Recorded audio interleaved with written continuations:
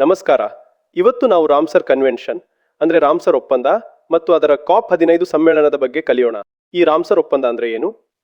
ಇದು ಜೌಗು ಪ್ರದೇಶಗಳು ಅಂದ್ರೆ ವೆಟ್ಲ್ಯಾಂಡ್ಸ್ ರಕ್ಷಣೆಗೆ ಇರೋ ಅಂತಾರಾಷ್ಟ್ರೀಯ ಒಪ್ಪಂದ.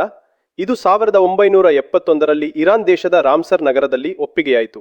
ಇದು ಜಾರಿಗೆ ಬಂದಿದ್ದು ಯಾವಾಗ ಅಂದ್ರೆ 1975ರಲ್ಲಿ ಮತ್ತು ಭಾರತ ಇದಕ್ಕೆ 1982ರಲ್ಲಿ ಸಹಿ ಹಾಕ್ತು. ಇತ್ತೀಚೆಗೆ 2025ರ ಜುಲೈನಲ್ಲಿ ಇದರ COP15 ಸಭೆ ಜಿಂಬಾಬ್ವೆಯ ವಿಕ್ಟೋರಿಯಾ ಫಾಲ್ಸ್ನಲ್ಲಿ ನಡೆಯಿತು.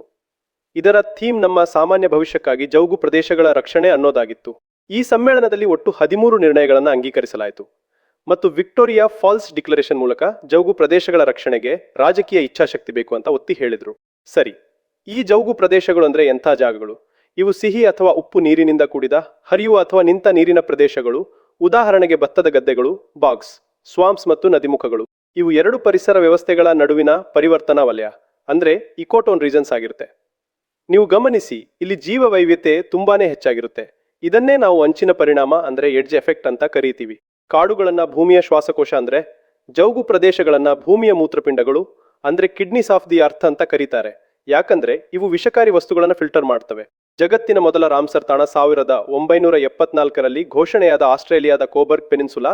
ನಮ್ಮ ಕರ್ನಾಟಕದಲ್ಲಿ ಒಟ್ಟು 4 ತಾಣಗಳಿವೆ: ರಂಗನತಿಟ್ಟು, ವಿಜಯನಗರದ ಅಂಕಸಮುದ್ರ, ಗದಗಿನ ಮಾಗಡಿ ಮತ್ತು ಉತ್ತರ ಕನ್ನಡದ ಅಗನಾಶಿನಿ. ಇವುಗಳಲ್ಲಿ ಕೊನೆಯ 3ನ್ನ 2024ರ ಫೆಬ್ರವರಿ 2ರಂದು ಅಂದ್ರೆ ವಿಶ್ವ ಜೌಗು ಪ್ರದೇಶಗಳ ದಿನದಂದು ಸೇರಿಸಲಾಯಿತು. ಇಷ್ಟು ವಿಷಯಗಳನ್ನ ನಾವು ಎಕ್ಸಾಮ್ ದೃಷ್ಟಿಯಿಂದ ಕ್ವಿಕ್ ಆಗಿ ರಿವೈಸ್ ಮಾಡೋಣ. ರ್ಯಾಪಿಡ್ ಫೈರ್ ಕ್ವಿಜ್ ಶುರು ಮಾಡೋಣ. ಮೊದಲನೇ ಪ್ರಶ್ನೆ, ಟ್ರಿಕ್ ವಾರ್ನಿಂಗ್ ಗಮನಿಸಿ. ರಾಮ್ಸರ್ ಕನ್ವೆನ್ಷನ್ ವಿಶ್ವಸಂಸ್ಥೆಯ ಅಂಗಸಂಸ್ಥೆಯ?